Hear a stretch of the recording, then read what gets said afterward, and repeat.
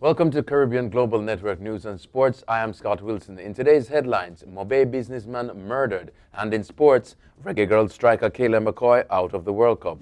State funeral for Edward Seaga June 23. Night tonight. The official state funeral for former Prime Minister Edward Seaga is to take place on June 23 at the Holy Trinity Cathedral beginning at midday. His remains will lie in state today at the Jamaica Labour Party JLP headquarters in Kingston. Meanwhile, Minister of Culture, Gender, Entertainment and Sport, Olivia Grange, is encouraging Jamaicans to observe Night in honor of Mr. Seaga. Quote, Wednesday will be 9 days since the transition of Mr. Seaga, and as you all know, our tradition is to observe the 9th night, end quote, said Mr. Grange, who announced that a traditional night for Seaga will be held at the Tivoli Garden Square this evening, beginning at 7:30. Ms. Grange said that Mr. Seaga, quote, spent much of his life studying, understanding, appreciating, preserving and promoting Jamaican culture, and it was important to him that we take pride in our culture and participate in the rituals that our people have created, and the Night is an important ritual in that culture, end quote. The Night based on African tradition is a wake that takes place on the 9th night after a person's death. MoBay businessman murdered. The body of well-known MoBay businessman Raymond Mooney Carr was found with stab wounds late Monday evening at his Appleton Hall house in St. James. Information reaching CGN is that members of Carr's family were worried after calls to his phone went unanswered and they could not reach him over the weekend either. Failing to hear from him, a close family member visited his house and stumbled upon the horrific discovery Monday afternoon. Carr was said to have been a member of the Cornwall College Old Boys Association and gave unwavering support to the school's Da Costa Cup teams over the years. Police Federation expresses concern over gun amnesty. The Jamaica Police Federation has concerns about the gun amnesty being considered by the government. It is worried that it could result in criminals arming themselves with even more high-powered weapons.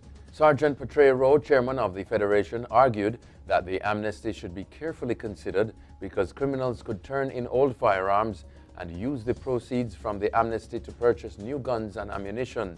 Prime Minister Andrew Holness on Friday said the police must find ways to encourage citizens to disclose the location of illegal weapons. He noted that in recent times the government has given significant rewards for information leading to the recovery of firearms.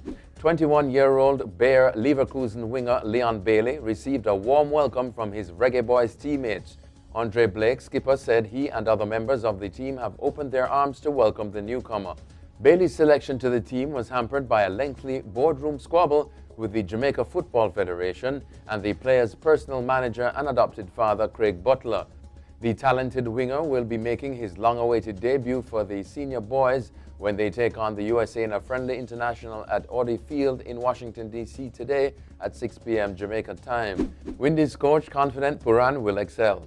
West Indies head coach Floyd Reefer has backed rookie Nicholas Pooran to excel in the ongoing ICC World Cup. The 23-year-old stroked a cameo 19-ball unbeaten 34 as West Indies romped to a comfortable 7-wicket over Pakistan in their World Cup opener here last Friday.